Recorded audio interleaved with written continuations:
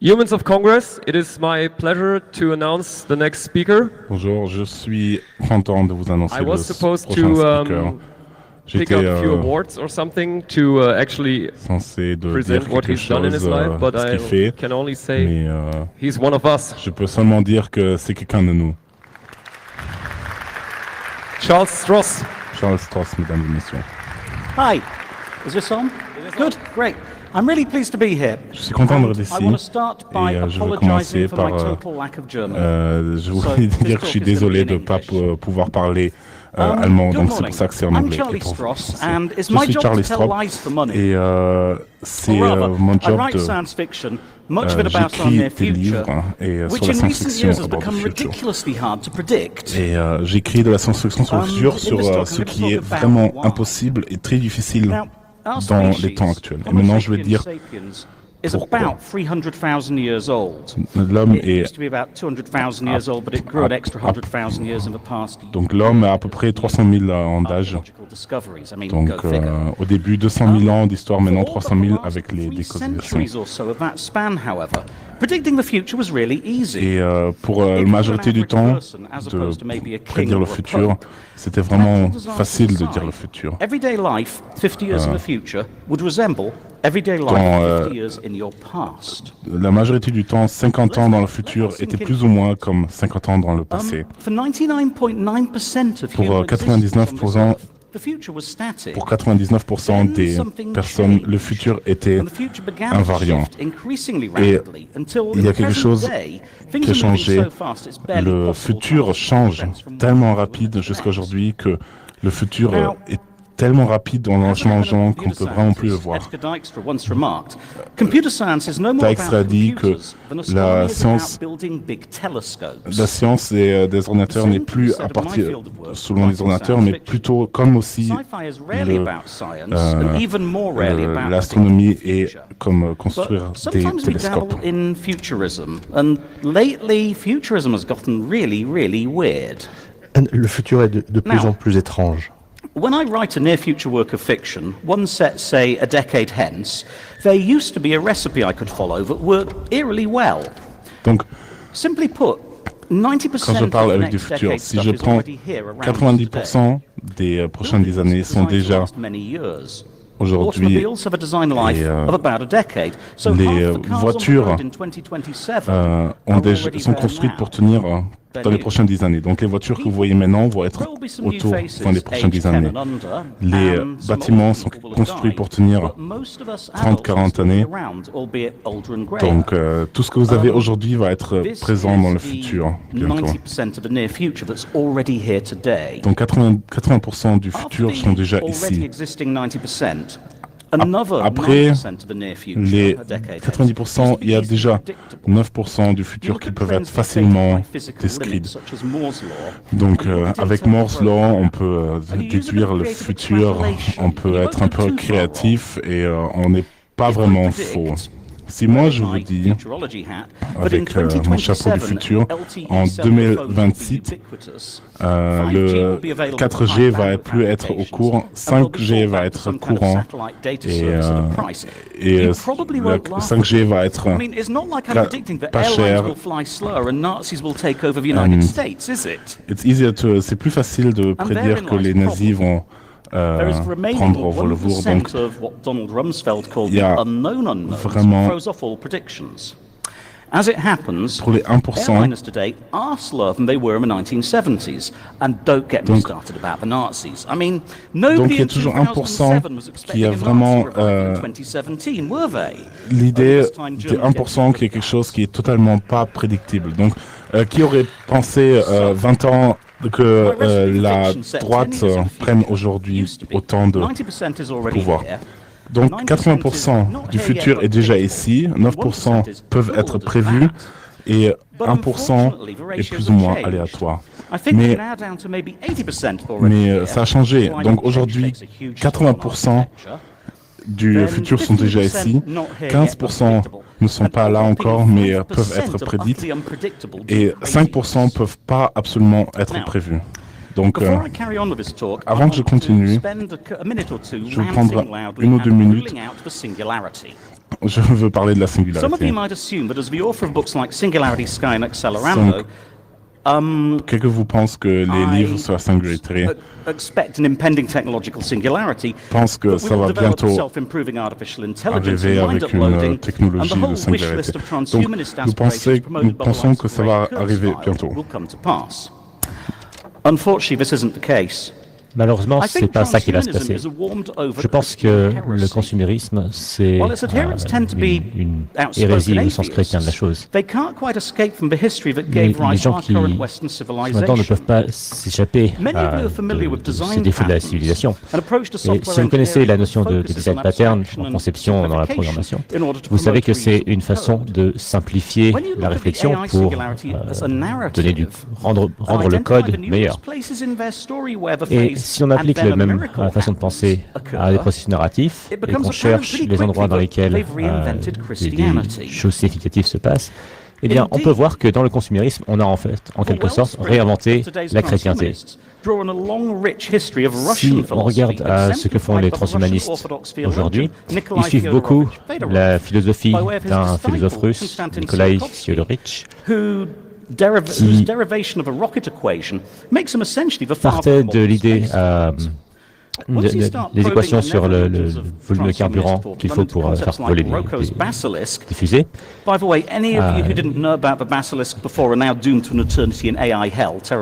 Excusez-moi.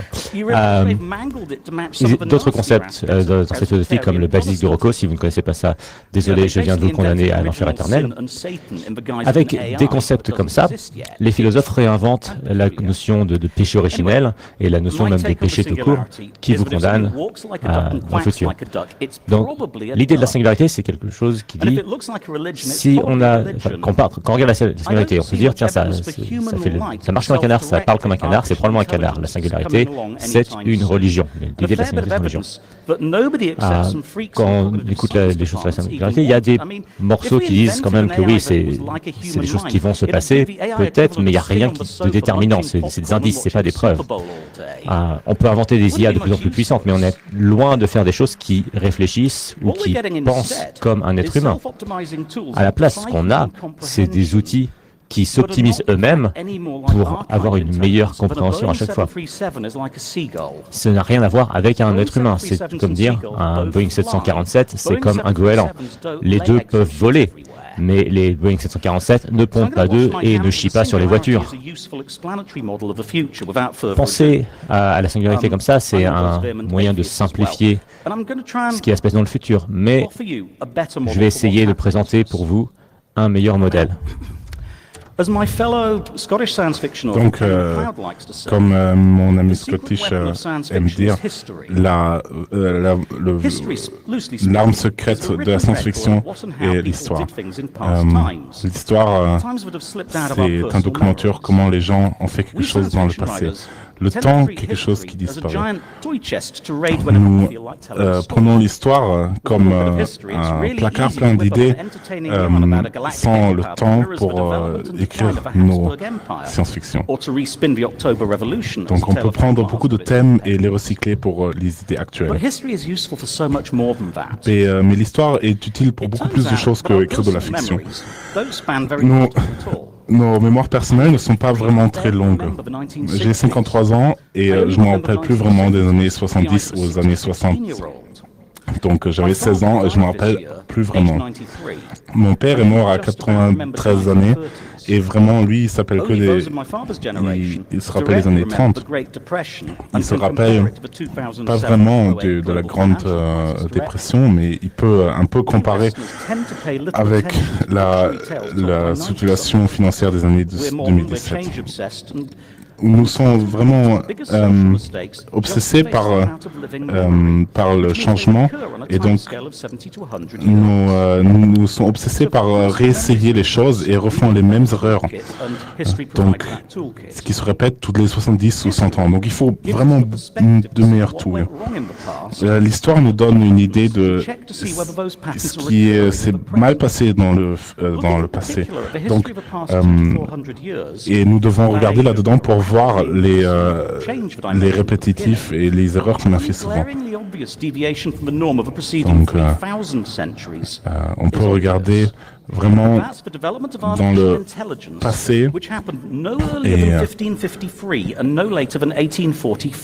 et c'est un exemple aussi qu'on peut prendre dans la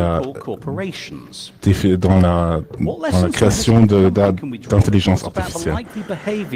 Donc c'est quelque chose on peut vraiment regarder l'idée des intelligences artificielles qu'on veut aujourd'hui et regarder ce qu'il y avait dans le passé.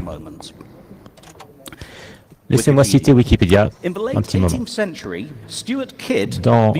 À la fin du XVIIIe siècle, Stephen Kay a écrit un traité sur les lois des entreprises en Angleterre. Et ça définissait les entreprises comme une collection d'individus unis en un corps avec une dénomination spéciale qui est investi par un acte de loi et qui agit de bien des façons comme un simple individu. Ça a les privilèges et les immunités d'un individu, ça a des droits politiques assez étendus d'ailleurs, et c'est reconnu comme individu par diverses institutions. Surtout, ça lutte pour son propre succès et sa propre subsistance. Et est-ce que ça sonnerait pas un petit peu pour vous comme du logiciel? En 1944, une loi est passée qui disait que n'importe quelle personne qui voulait s'enregistrer comme une entreprise devait payer une taxe. Et ça permettait de limiter l'accès au statut d'entreprise des personnes. Ces lois ont été étendues pour limiter la responsabilité des actionnaires d'entreprise, pour donner ce qu'on a maintenant, qui est la doctrine de la personnalité des entreprises. Alors, beaucoup de choses sont passées entre le XVIe et le XIXe siècle. J'ai évité de parler des changements qui sont passés dans le monde agricole, qui permettaient de produire beaucoup plus et qui ont apporté une croissance économique gigantesque, puisque bien sûr il n'y avait plus de famine, la médecine a permis d'abolir les épidémies, etc. Dans l'âge du commerce par voie maritime, et j'en ai pas parlé non plus, il y a eu toutes ces guerres à base de poudre noire. J'ai évité de parler également de la traite des esclaves et de toutes les horreurs racistes qui se sont produites là-dedans. Je n'ai pas parlé non plus de la montée du féminisme et de la libération des femmes qui a changé profondément la société. J'ai même pas parlé de ce qu'on appelle le siècle des Lumières et de tous ces changements philosophiques qui ont apporté aussi beaucoup au monde moderne. Mais je parle ici d'un phénomène scientifique qu'on peut comprendre. Ce qu'on peut dire, c'est que les compagnies, les entreprises, sont comme des gens. Ils ont des buts, ils agissent pour ces buts, ils ont un cycle de vie naturel. Il n'y a pas si longtemps, on savait que les entreprises avaient une durée de vie de 60 ans. Maintenant, on est plus à 20 ans. Et ça, c'est un phénomène de prédation. Les entreprises sont des cannibales, ils se mangent les unes les autres. Ce sont aussi des prédateurs et il y a des grosses entreprises qui vont chasser des petites entreprises. Mais aujourd'hui, ce qu'on peut voir, c'est que ces entreprises s'automatisent de plus en plus. Les humains au sein de ces entreprises ne sont gardés qu'aussi longtemps que nécessaire. Et dès qu'ils deviennent moins efficaces qu'un morceau de logiciel ou qu'un autre être humain, ils sont remplacés. C'est comme si les organes dans notre corps, ou plutôt les cellules de notre corps qui sont interchangeables. Une cellule du foie peut être remplacée par une autre cellule du foie. Et on pourrait penser que les entreprises existent pour servir les intérêts ou les désirs de leurs présidents ou de leurs dirigeants. Mais non, même les présidents et les dirigeants peuvent être remplacés quand l'entreprise décide qu'elle n'en a plus besoin. Enfin, ce qu'on peut voir, c'est que l'environnement l'argent qu'on a dans la société aujourd'hui, ça a été conçu pour faciliter la vie des entreprises et pas des humains. Même les structures politiques, les structures de société s'inspirent de plus en plus de ce qu'on trouve dans les entreprises et pas ce qu'on trouve dans la vie des êtres humains eux-mêmes. Donc maintenant, Elon Musk, vous connaissez tous, est vraiment obsédé par cette intelligence artificielle. Donc, il veut the Paperclip Optimizer. C'est un software qui fonctionne comme un cerveau dans un box. Donc, c'est une intelligence artificielle qui a un simple but. Il peut s'améliorer lui-même. Donc, il a un simple but. Il veut convertir tous les métaux dans l'univers dans des clips au papier. Mais je pense qu'Elon Musk ne fait pas assez attention. S'il regarde ses propres entreprises, Tesla n'est pas un optimiseur de paperclip, mais un optimiseur de batterie. SpaceX maximise le matériel qu'il peut apporter en espace. SolarCity maximise le photovoltaïque. Donc, il a beaucoup d'intelligence artificielle qui sont vraiment lentes, mais sont optimisées pour un simple but. Donc, si on est Elon Musk, c'est pas un problème puisque de toute façon on va passer sa retraite sur Mars. Mais je parle beaucoup de Musk parce que c'est un millionnaire actuellement de tech. Donc il fait beaucoup de dérangements techniques et il a beaucoup d'idées. Si c'était quelques années dans le passé, je parlerais de Steve Jobs ou je parlerais de quelqu'un d'autre si encore dans le passé. Le problème avec les entreprises est que même indépendant de leurs idées, ce qu'ils font, ils ont tous une implicite optimisation pour un but et c'est de faire l'argent. S'ils ne font pas assez d'argent, ils vont disparaître. Donc, généralement, ils travaillent sur leur but passif en travaillant sur un but qui est plus visible. Donc, ils veulent gagner beaucoup d'argent en faisant un produit, en fait. Même la culture de fabriquer des outils, c'est devenu une culture à la place de faire le plus possible d'argent. Les entreprises attachent à tout ce qu'elles font un espèce d'agenda politique. Les gouvernements réagissent à ça en créant des technologies de contrôle. Et on peut voir parfois des entreprises et des gouvernements qui sont dans des duels d'ordre, non pas juridique, mais législatif. Par exemple, si on regarde les voitures, on ne peut pas avoir un transport de masse en voiture si on n'a pas des stations-service et des pipelines pour distribuer l'essence. Donc ça, c'est des choses qui doivent être construites. Et très rapidement, on en arrive à des conséquences qui sont une armée gigantesque qui envahit l'Irak et des armes de destruction massive en Arabie Saoudite. Les effets de cette politique, c'est qu'on se retrouve avec des banlieues à l'infini, extrêmement peu denses, parce que c'est ça qui justifie le besoin de la voiture. C'est pourtant une solution qui, à l'échelle de l'humanité, est bien moins efficace que d'avoir des bus ou des trams. Les voitures individuelles sont beaucoup moins efficaces.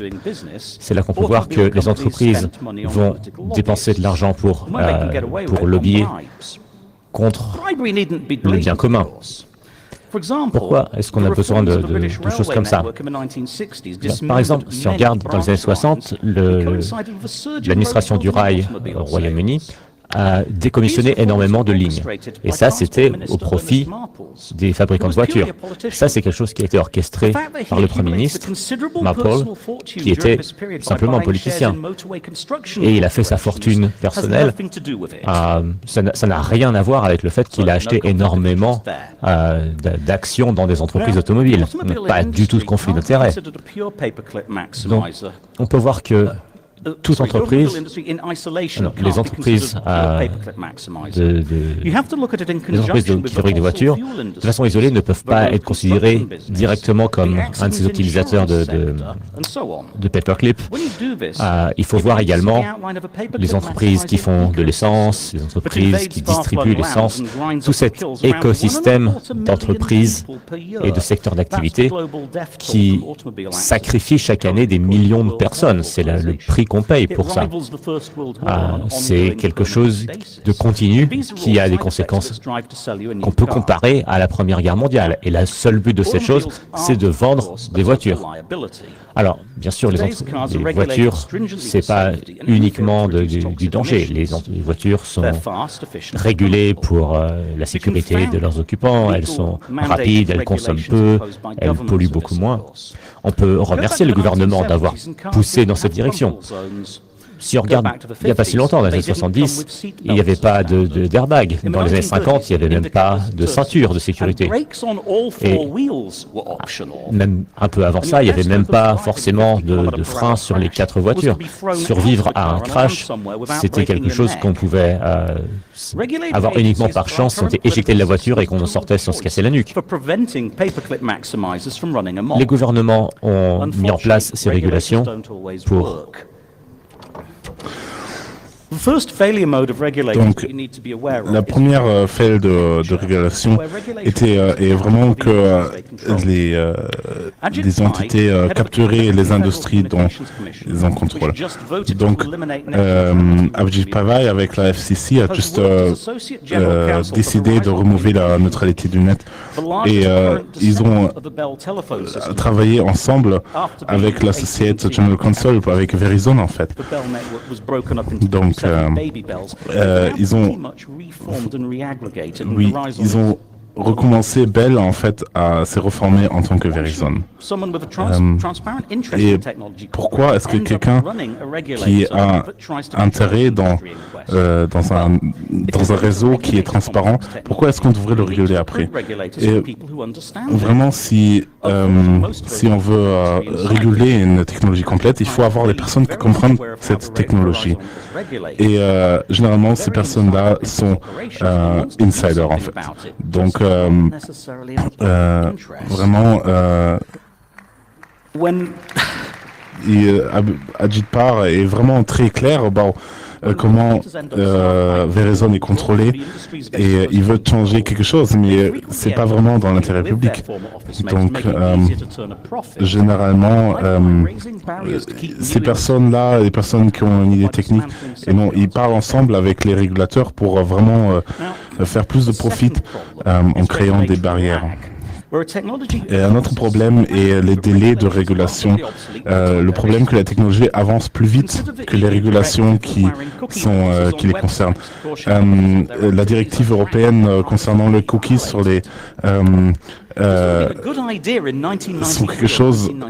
sont les cookies, c'était important dans les années 90, mais il a pris jusqu'en 2011 pour être appliqué. Donc les fingerprints et les tracking sont quelque chose qui est vraiment qui était vraiment déjà très commun à l'époque. Et il a pris beaucoup de temps pour arriver à ce moment pour que la législation arrive à ce point-là. Si on regarde Uber, la communauté européenne, la Cour des communautés a dit que c'était un taxi et pas un hab. Donc le problème, c'est que Uber est présent sur la planète entière. Donc, il y a beaucoup de milliers de petites entreprises. Et donc, le problème, c'est que un conducteur de taxi, il doit attendre beaucoup de temps. S'il doit attendre 8 ans pour quelque chose qui régule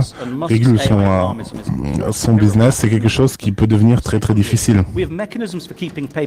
Alors, pour récapituler, premièrement, on a des entreprises qui veulent optimiser le nombre de paperclips qu'ils produisent. Deuxièmement, on a des mécanismes pour donner le plus de pouvoir possible à ces entreprises pour qu'elles puissent produire le plus possible de paperclips. Et enfin, on n'est pas dans la vision naïve du paperclip maximizer. Ces intelligences artificielles, ces entreprises ont plusieurs agendas. C'est pas simplement de fabriquer plus. Leur but, c'est de faire le plus de profit et de s'étendre dans le plus de dimensions possibles pour faire encore plus de profit. Alors, maintenant j'ai une longue liste de choses à dire sur comment tout ça s'est passé, comment est-ce qu'on est arrivé là. Pour moi, l'impression que j'ai, c'est que tous ces changements politiques qu'il y a eu, c'est le résultat de la capture en 1917 et après 1917 par ces grandes intelligences artificielles qui étaient des entreprises. Partout où je regarde, je vois des gens qui protestent contre le pouvoir en place. On peut voir ça par exemple avec l'élection de Donald Trump. C'est un exemple de ça. Les partis politiques dominants sont contrôlés par des gens qui ont créé le système qu'on a aujourd'hui. Et un système qui a été créé sur des décennies. Nous vivons dans un monde qui a été mis en place, qui a été construit pour les besoins de ces intelligences artificielles que sont les entreprises. Nous sommes ici au CCC, alors on s'intéresse plus aux ordinateurs et à la technologie de la communication qu'à toutes ces conneries historiques. Mais comme je le disais, pourquoi est-ce qu'on étudie l'histoire? L'histoire, c'est quelque chose de bien parce que ça nous permet d'éviter des choses qui se sont déjà passées, d'éviter de refaire des erreurs qu'on a déjà faites. Et si on regarde ces intelligences artificielles lentes que sont les entreprises dans l'histoire, qu'est-ce qu'on peut apprendre sur les intelligences artificielles rapides qu'on a aujourd'hui? Alors, déjà, ce qu'on peut voir, c'est que les intelligences artificielles qu'on a aujourd'hui sont enrobées, sont construites au sein d'une erreur fondamentale qui a été faite en 1999, qui a changé les processus démocratiques et qui nous empêche maintenant de comprendre le monde autour de nous. Cette erreur, c'était la décision de financer la construction d'un World Wide Web, du web, via la pub comme moteur financier, au lieu de faire une structure publique financée par les impôts. Si on regarde le web en 1994, il y avait extrêmement peu de publicité. 1995, c'est l'année où le web est arrivé chez les consommateurs dans le monde anglophone. Et personne n'avait la moindre idée de comment on allait payer pour ce truc. Et quelques personnes à cette époque ont eu l'idée de monétiser le web pour la première fois. Alors, l'idée naïve à l'époque, c'était que le coût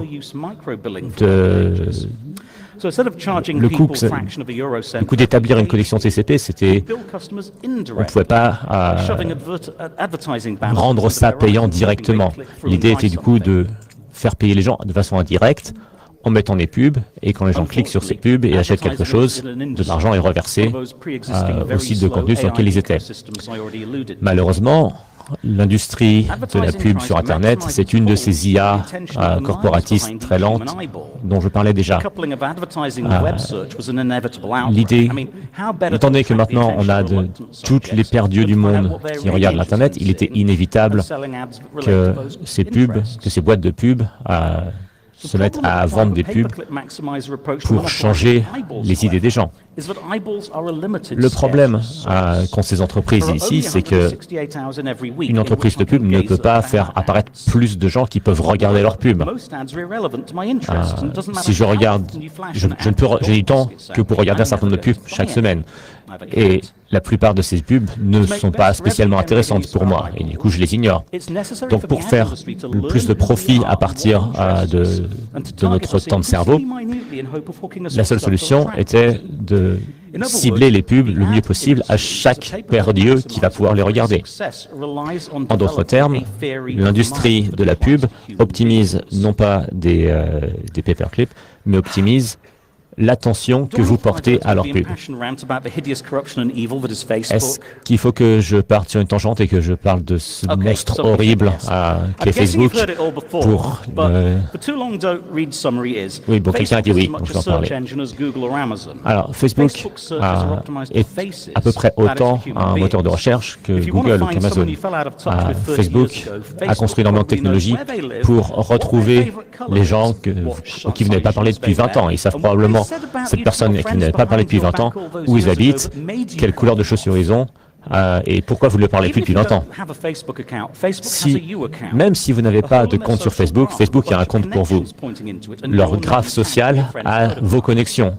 Leur graphe social sait qui sont vos amis et sait sur quelle photo vous êtes. Ils savent énormément de choses sur vous et ils vendent accès à ces informations même si vous n'utilisez pas Facebook. Au point où on en est, il n'y a presque pas de raison de ne pas utiliser Facebook. On est vraiment dans le côté toute résistance est inutile à la Star Trek. Alors, Facebook essaye de nous envoyer des pubs, Twitter aussi, Google aussi. Pour cela, la meilleure façon, c'est de rendre le contenu qu'ils vous montrent plus attrayant. Et par attrayant, je ne veux pas dire plaisant. En tant qu'humain, on a un réflexe tout à fait naturel de prêter attention aux horreurs qu'on peut voir. Et les algorithmes de Facebook et autres prennent tout à fait ça en compte. Vous réagirez probablement très fort si on vous montre une vidéo de quelqu'un en train d'être pendu en Irak ou sur un discours complètement outrancier de Trump aux États-Unis. Et donc, ces algorithmes vont vous en montrer le plus possible, puisque, après tout, si vous y prêtez attention, c'est ça que vous voulez voir. Alors, je vais revenir sur cette différence entre les IA informatiques et les IA corporatistes. Les IA informatiques ont besoin de données pour s'entraîner. Il y a quelques années, je suis tombé sur une webcam qui a été développée par quelques milliardaires de la Silicon Valley. Et ils avaient des problèmes pour régler la balance des couleurs sur des visages qui avaient une peau foncée. C'est un exemple tout à fait probant de mauvaises données d'entraînement de cette IA corporatiste. Ils n'avaient pas assez de gens à la peau noire là-bas et du coup, ils ont fait un produit qui ne marchait pas sur ces gens. Si on regarde les premiers essais de Microsoft pour faire une IA de conversation, cette IA s'appelait Tay. Cette IA a survécu quelques heures, quelques jours seulement avant que des trolls de 4chan, etc. Commencent à entraîner cette IA qui était sur Twitter toute la journée en lui donnant des propos nazis, en lui apprenant les choses les plus horribles. Imaginez si, dès la naissance, on vous branchait sur Twitter et dès la naissance, dès quelques mois dans votre croissance, 4chan décidait de jouer avec votre cerveau. Alors, aujourd'hui, si quelqu'un vient vous voir et vous dit, vous tient des propos racistes, des propos sexistes, vous allez vous en plaindre, vous allez rejeter ça, vous allez peut-être même les frapper. Mais ça, c'est possible de le faire à votre échelle. Est-ce que c'est possible de le faire quand vous êtes une IA qui est une corporation ? Les IA corporatistes rendent les changements sociaux plus difficiles. Ces IA corporatistes ciblent les peurs et les craintes des individus pour leur profit. Présenter des choses effrayantes, présenter des choses qui vous font réagir, c'est une façon de vous faire réagir et du coup d'avoir vos yeux qui regardent leur contenu. Qu'est-ce qu'on peut dire sur des algorithmes de deep learning qui ont été contaminés par des propos racistes dégueulasses qui étaient dans leurs données d'entraînement et qui donnent des résultats qui ont complètement intégré ça, mais on ne peut pas voir la source du problème. Donc, je pense que c'est pas vraiment plaisant et vous allez dire que c'est vrai. J'écris de sci-fi, je fais des sci-fi et moi je vois les choses toujours positives, mais c'est pas vraiment le cas. Beaucoup de technologies dans l'histoire sont très régulé et puis donc si vous regardez l'impensé, vous regardez peut-être et sont d'accord avec moi que c'était bien de réguler beaucoup de technologies. Si on regarde au gaz qui attaque les nerfs ou les armes nucléaires, mais c'est peut-être pas vraiment des armes, mais on a aussi enlevé les gaz réfrigérants et d'autres choses qui destruaient d'autres environnements. Comme aussi on a enlevé le plomb dans le gasoil parce que ça a tué des gens. Et les technologies comme le gaz de nerf ou le plomb dans la gasoline, c'était quelque chose des années 30 et ça a été promouvé par des entreprises des années 30. Et c'est quelque chose qui était totalement normal dans les années 40. Et je pense que dans le XXe siècle, il est dangereux de prendre des nouvelles technologies comme ça parce que les stratégies existantes sont vraiment très lentes et on pose un problème pour ça. Laissez-moi vous donner 4 exemples de nouvelles AI qui allons entourer notre société et qui sont pires que les lentes AI que vous avez vues déjà. Nous devons prendre contrôle avant qu'elles prennent contrôle de nous. Je vais vous donner une liste de dangereuses AI qui vont venir dans le futur. Et vous devez penser à ce que vous allez faire prochainement. Et nous devons penser à ce qu'on fait. Voilà. Et le premier problème, c'est le hack politique à travers la propagande dans les médias sociaux. Donc ça, c'est quelque chose vraiment des années 2006. Cambridge Analytica a montré que avec de l'AI dans les réseaux sociaux comme Facebook et Twitter, on pouvait voir les affiliations politiques des électeurs.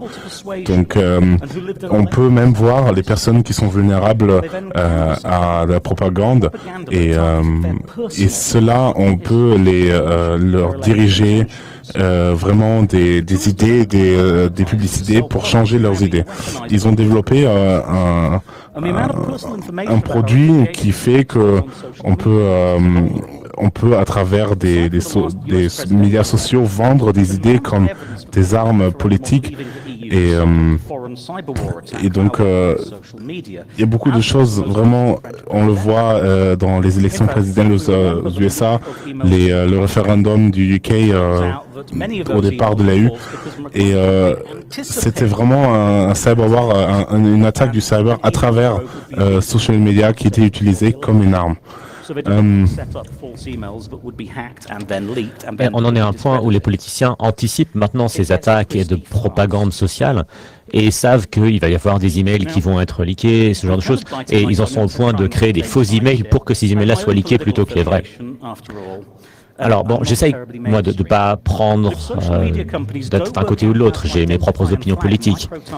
Mais si on est dans un monde où les entreprises de réseaux sociaux ne font rien pour freiner ces actes de propagande, eh bien, on va être dans un monde où les élections, c'est tout simplement la question de qui peut acheter le plus de trolls. Et ça ne sera pas simplement des milliardaires comme les frères Koch ou Robert Mercer aux États-Unis qui donnent les élections à la personne qui leur fera les meilleures réductions d'impôts. Non, il y a d'autres choses. Par exemple, l'armée russe a une doctrine de la cyberguerre extrêmement développée et qui dit qu'il faut utiliser des faux comptes sur les réseaux sociaux pour influencer les gens. En plus d'attaquer les infrastructures. Tôt ou tard, cette utilisation des armées de propagande deviendra complètement globale et le tissu social dans lequel on existe sera complètement détruit. À propos, je déteste le préfixe cyber devant les mots. Ça dit vraiment que la personne qui parle n'a aucune idée de ce dont quoi il parle. Alors, parce que oui, depuis les années 90, le mot cyberguerre, c'est un mot qui a pris de l'ampleur et maintenant on est bloqué avec ce mot. Bon, il est nul, mais voilà, on vit avec. Bon, je retourne à mon propos. La deuxième chose à laquelle on doit penser en termes de régulation ou de contrôle, c'est un autre type de contenus sociaux créés par du deep learning. C'est vraiment de la vidéo créée par des intelligences artificielles. Ça fait des années qu'on sait faire des fausses images, mais créer la fausse vidéo ou du faux son, c'est un niveau au-dessus. Alors heureusement, c'est très coûteux en ressources de créer de la fausse vidéo. Eh bien, plus maintenant. On a vu la première génération de vidéos pornographiques assistées par des IA, dans lesquelles les visages des stars sont remplacés par ceux d'autres personnes en utilisant des logiciels. Alors évidemment, le porno, c'est la première chose qu'on a fait avec des nouvelles technologies. C'est ce qu'on fait toujours. La règle 34 de l'Internet s'applique toujours. Meanwhile, we have WaveNet. Alors, d'autres choses qu'on a en même temps, WaveNet, c'est un système pour créer de la voix humaine qui sonne de façon réaliste et qu'on peut entraîner sur la voix de n'importe qui d'autre. On peut faire parler quelqu'un d'autre avec leur voix, avec un texte qu'on choisit. Alors, à l'heure actuelle, c'est des choses qui demandent quand même d'être très techniques, qui demandent des processeurs assez puissants, mais dans moins de 10 ans, c'est quelque chose qui sera partout, que n'importe qui pourra utiliser sur l'ordinateur à la maison. N'importe qui pourra créer une vidéo de quelqu'un faisant quelque chose qu'ils ont décidé, quelque chose que cette personne ne voudrait pas être vue en train de faire.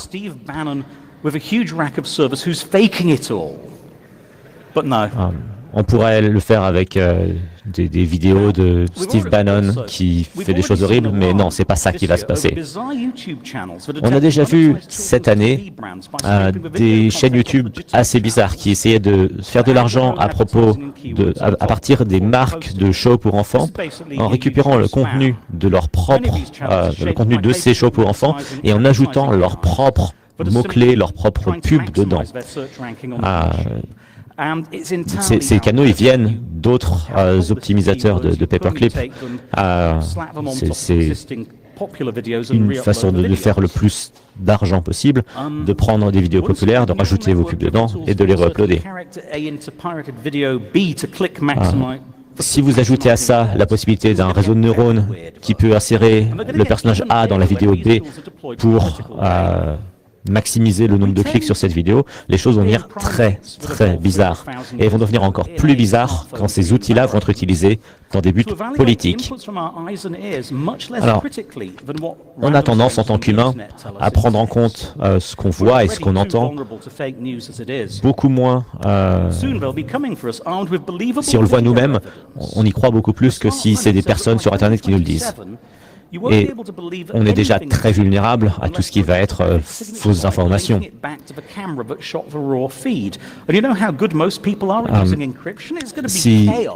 Si on se dit que les gens vont pouvoir, si on dit qu'on fait confiance à nos amis, on pourrait se baser sur du chiffrement pour faire confiance uniquement à ce qui arrive et qui est chiffré par l'esprit de nos amis. Mais vous savez à quel point les gens sont mauvais pour utiliser la crypto. Ça ne marchera pas du tout. Une chose qu'on a vue, c'est que ces pubs, ces vidéos qu'on nous apporte, c'est quelque chose d'addictif. Alors, on est dans une société où voilà, il y a du tabac, il y a de l'alcool, il y a de l'héroïne, on peut reconnaître les choses addictives. Mais est-ce qu'on peut vraiment? Regardons par exemple les jeux de l'entreprise Zynga. Le but de ces jeux, c'est de vous donner des récompenses à court terme pour générer un engagement émotionnel qui vous fera revenir sur ce jeu. Et ça, c'est tout aussi bien que des vidéos pour faire venir vos pères dieux sur leur pub. L'addiction au téléphone mobile, c'est quelque chose d'aussi effectif pour rapporter de l'argent que ces vidéos dont je parlais. Alors, je parle beaucoup de deep learning ici. Mais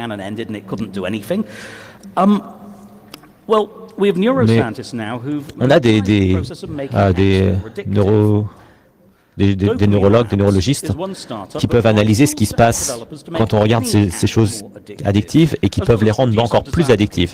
Dopamine Labs, c'est une start-up qui fournit des outils aux développeurs d'applications mobiles pour rendre leurs applications encore plus addictives et pour limiter l'envie des individus de continuer à faire quelque chose qui est pas désirable. Donc, vraiment, si on passe dans l'AI vrai, on peut optimiser ces attracteurs, on peut travailler et intensifier cela et ça résulte à un abus, un peu plus ou moins de addictions qui sont utilisées dans ces logiciels. Mais les séances neurotiques ne sont pas un secret. Plus ou moins plus tard, les sociopathes vont plus ou moins essayer à un moment d'utiliser, voir jusqu'où on peut aller. Donc laissez-moi vous donner un scénario. Apple a pris beaucoup de travail d'utiliser la recognition faciale dans l'iPhone X. On ne peut pas vraiment le contourner et même avec un simple masque ou une photo en point. Donc ça donne un map volumétrique du visage et fait attention que les yeux sont vraiment au bon endroit. Donc ça scanne aussi même les os et ça fait des checks continus. Donc chaque fois qu'on scanne le visage pour ouvrir le téléphone, ça regarde le visage, comment il a changé et créer une structure qui est vraiment courante. Donc, l'idée, c'est de rendre compliqué pour un téléphone, pour quelqu'un qui a voulu un téléphone, d'utiliser. Mais si le téléphone peut voir aussi les expressions faciales, il peut les utiliser aussi dans l'usage d'applications. Vraiment, on peut... le téléphone est au courant des émotions quand on regarde le téléphone. On peut vraiment voir ce qu'on aime bien regarder sur le screen. On peut voir les apps qui créent des émotions et ça c'est quelque chose que Facebook et Twitter peuvent utiliser pour optimiser les publicités ou même utiliser des porns ou générer du porn avec une AI pour targeter des kinks qu'on n'est vraiment pas conscient of mais qui sont révélés par nos émotions. Donc de toute façon l'application, le téléphone est conscient de notre système nerveux et ça va être utilisé pour créer des revenus. Donc finalement, j'aimerais parler de quelque chose qui est vraiment fou et ça va beaucoup plus loin que le deep learning et la propagande dans le savoir. En 2011, une entreprise de logiciels russienne a réussi à créer une app qui s'appelle Les filles autour de moi.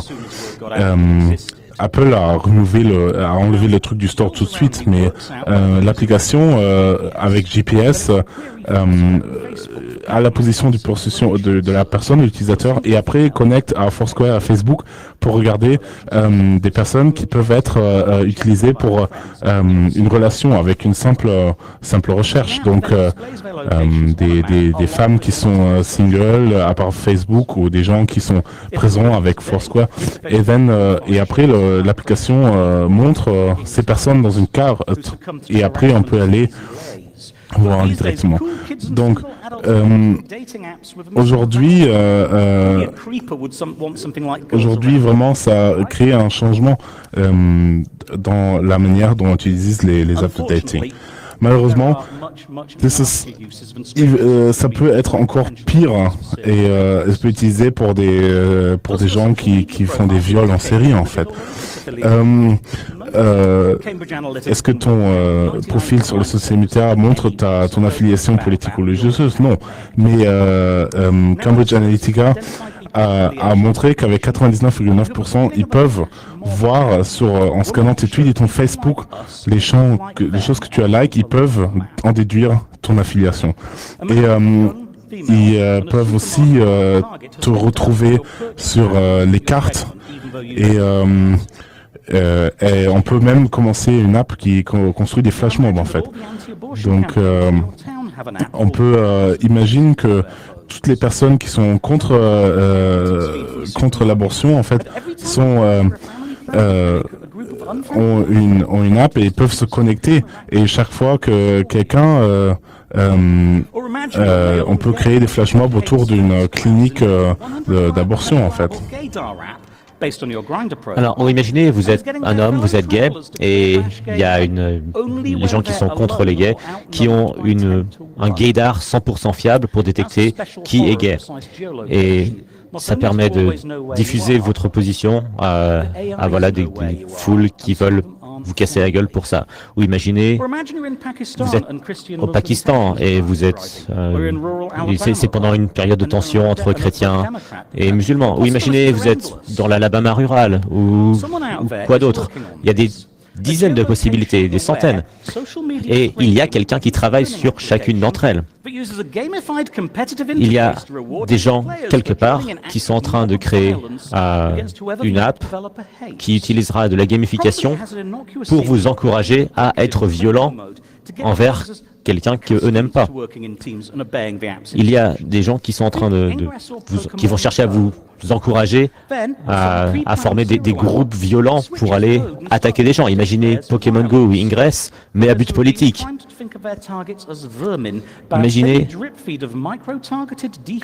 Imaginez voilà, que les gens jouent à un jeu tout à fait innocent et qu'à un moment donné, ça bascule dans ce genre de choses violentes.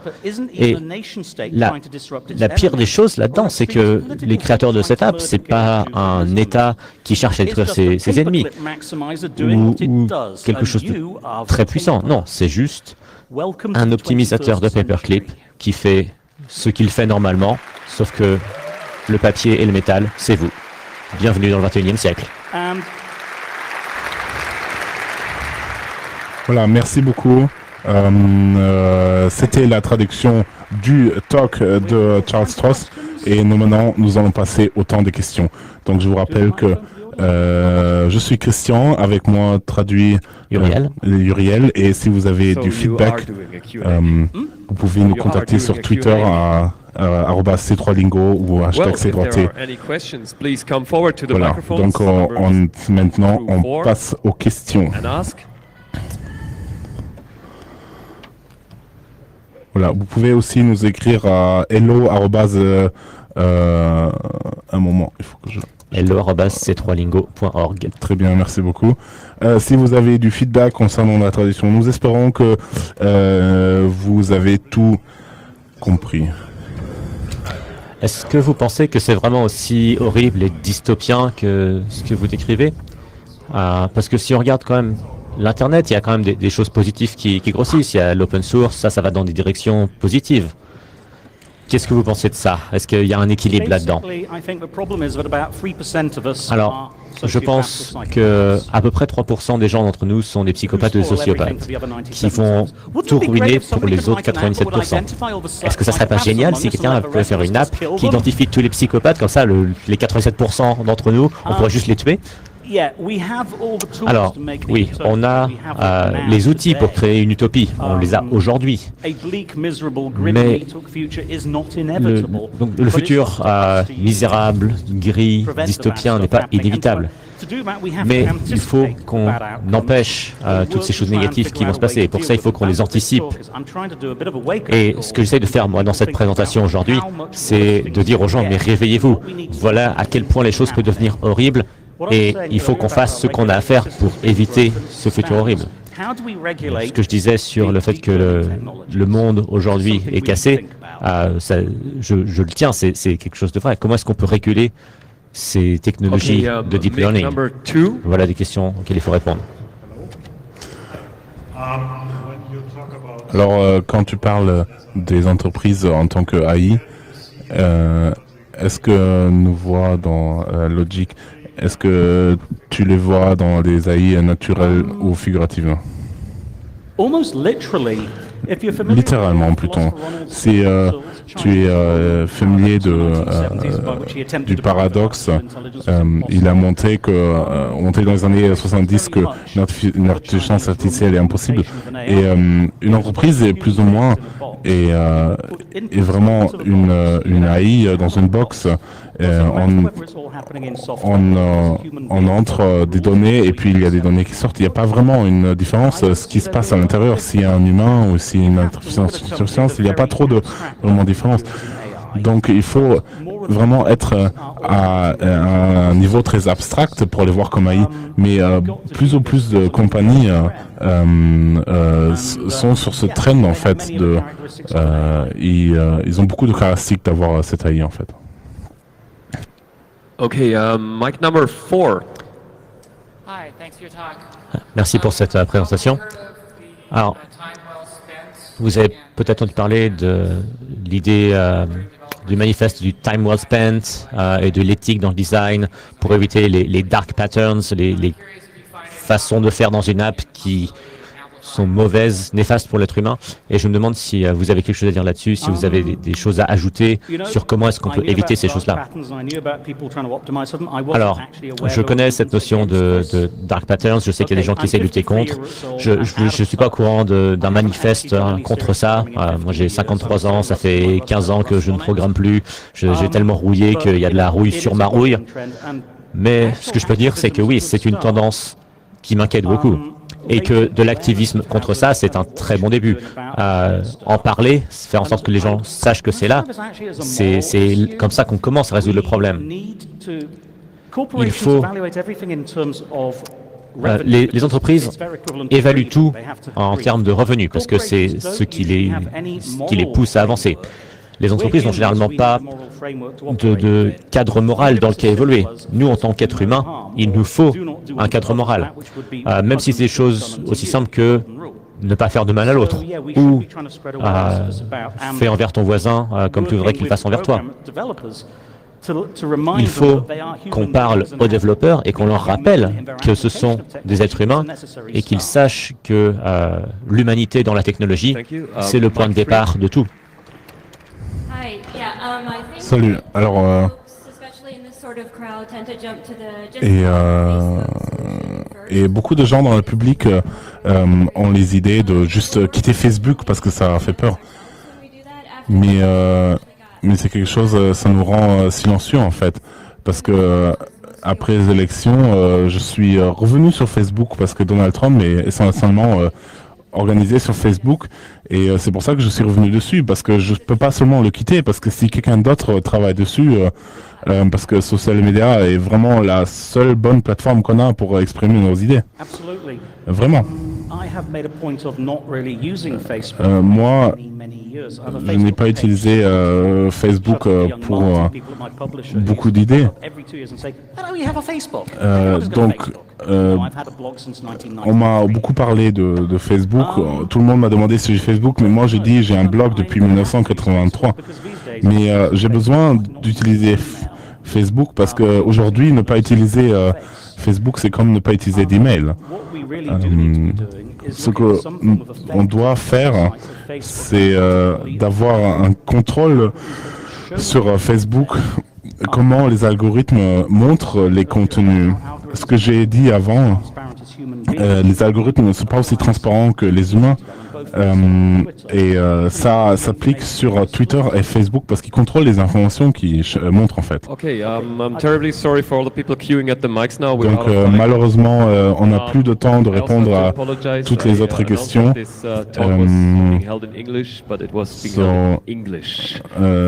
Yeah. Thank you very much. Thank you very much. Merci beaucoup, Charles Strauss, pour ce talk. Et